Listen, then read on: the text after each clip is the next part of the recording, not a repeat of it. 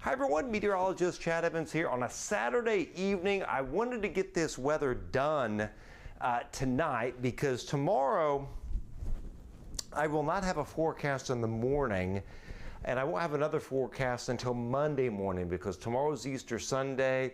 I got a lot of Easter celebrations with family that I'm going to attend to, and I'm really looking forward to seeing a lot of family and being with them. So I want to clearly focus on that for tomorrow.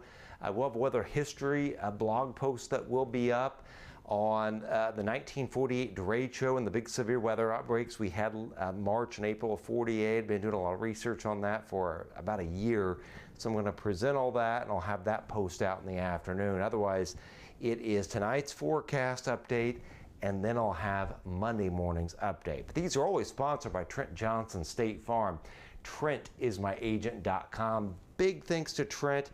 Big thanks to all of you. Big thanks to all of our other sponsors. And Dustin Johnson, owner of Guaranteed Auto. His son actually plays on my son's AAU basketball team. So I had the joy of seeing Dustin at the boys' game today. And it was cool to see my son and his son playing together out there on the court. So big thanks to Dustin as well. That said, so it's getting colder now. We've had all the rain, all the storms around. Colder tonight. We're mid to upper 30s for lows. We may have a couple spotty rain or brief rain snow showers around, and then a clearing trend tomorrow, but frost and freezing in the forecast, especially Monday night to Tuesday morning. Then we warm up again. We've got more rain, more storms ahead, some severe weather risk, and then after some sustained dryness for a while, after frost at first, it gets much more active yet again late April and into early May with rain, storms, and severe weather risk. But these rainfall totals over the past 5 days have been pretty prolific over the area, anywhere from near an inch to as much as 6 inches of rain over the area. In Tippecanoe County, it's been generally 2 to about 5 inches of rain. Other parts of the area, 3, 4, 5 inches of rain. The lowest amounts have been down here in Park County. But here's the thing, these totals only go out to 7 o'clock this morning.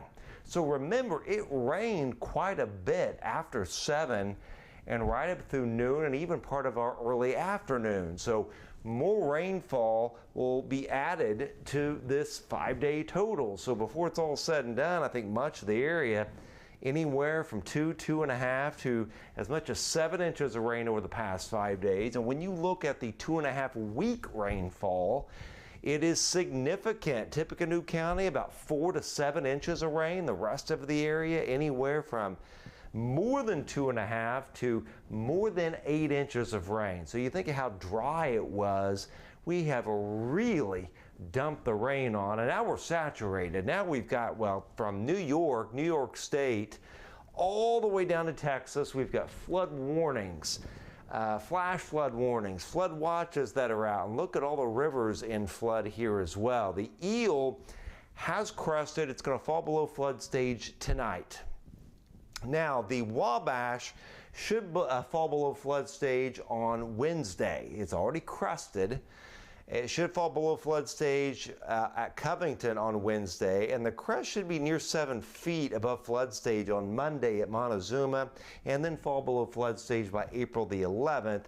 But from Lafayette all the way down to Covington, it's going to stay about 2 to 4 feet above flood stage into the early start of the upcoming work week. Now, the Tippecanoe River going to crest about 1.5 feet above flood stage by Sunday evening, and crest a little over 1 foot above flood stage Monday morning at Winnemac. So this is Winnemac, this is Aura.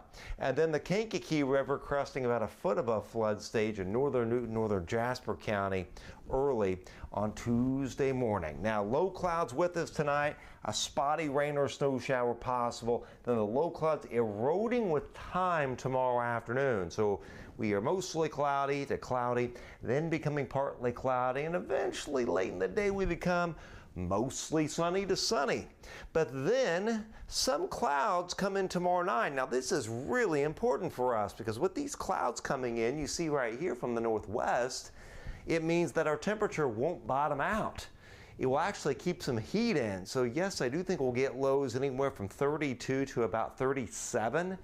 but it's not going to tank down to like 28 to 32, and there'll be just a hint of a breeze to keep temperatures up a little bit as well. So not as big of a frost and freeze issue tomorrow night, but that should change come Monday night to Tuesday morning, because during that time we see some cloudiness initially Monday evening. You can see it coming in from the northwest, and there's a little bit here, but with time that cloudiness goes away. It kind of is chewed up here, the low clouds are, then the high and the mid-level clouds stay to our southwest. So we should go clear to mostly clear with a lack of wind Monday night to Tuesday morning. So that will allow the temperature to really tank. We're looking at lows in the 20s to right around 30 to about 31 degrees by Tuesday morning with a pretty widespread frost. Shouldn't damage anything unless you have gone out and planted marigolds or tomatoes or peppers. It will kill them or burn them pretty badly. Everything else should be absolutely just fine. Then we warm up as a little clipper comes in on Thursday. So I'll just kind of loop back to the beginning. You'll see it right here. There's a little kind of a clipper system goes here. A few thunder showers Thursday. That front comes in, goes back north as a warm front, and then look at this. Multiple rounds of rain and storms next weekend.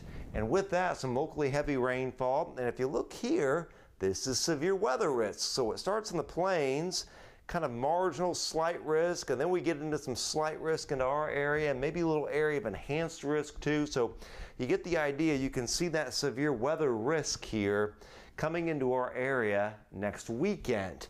And then after that, we get colder again. We've got another freeze. We're going to drop to about 27 to about 32 on 2 or 3 nights, the 15th through the 18th. So you're going to have that urge to want to plant something like a tomato plant or a pepper plant or something sensitive.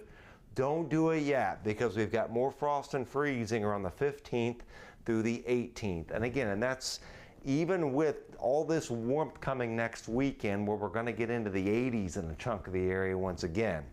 After that frost and freezing, we actually have a period of dry weather where it's not doing very much at all. We're going to have to wait after about that 14th. You're going to have to wait all the way until maybe the 27th to get more rain and storms in here. But once they get in here, it's going to get active.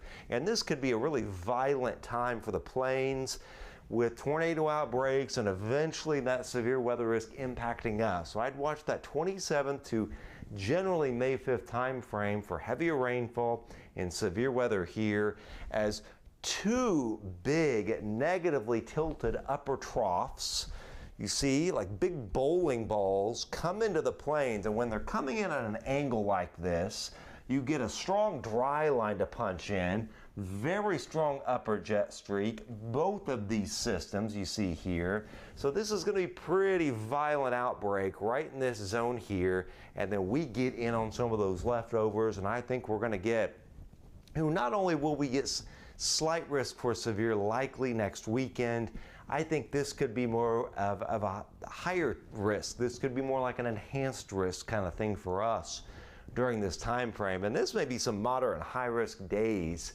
out here in the plains for tornadoes. So there's that wet weather pattern we've been talking about for a long time, and it's here. The wetness to mid-April, then we dry. We dry out. We might be able to get some field work done. Going to start to dry out enough to get corn and soybeans planted, but once we get to the 27th through early May, here's the wet weather, the stormy weather ahead. So a lack of rainfall 14th through the 20th and the 21st through the 26th. The heavier rains down here first, then they move up here. We start to get violent in this area, and then here comes the severe weather risk. There's the 27th through at least the 2nd. Look at that rain in our area. 3, 4, 5 inches of rain can't be ruled out. So the thing to remember, yeah, you may get crops planted, but you may want to leave a little cover, because of that seed may get washed, and you may have some big wet spots in some of those fields as heavier rain is coming late April to early May. And then we get a drier period after that that lasts right through mid-May. Another period where we can get some planting done eventually. So we're down to 37 tonight for Easter Sunday, decreasing clouds, but still kind of blustery. Winds gusting 28 to 40 from the west-northwest, and a high of 52. Highs 49 to 55 over the forecast area. 34 on Monday morning. The clouds save us and a hint of a wind saves us from really bottoming out. A 53-degree high. The winds crank up in the afternoon.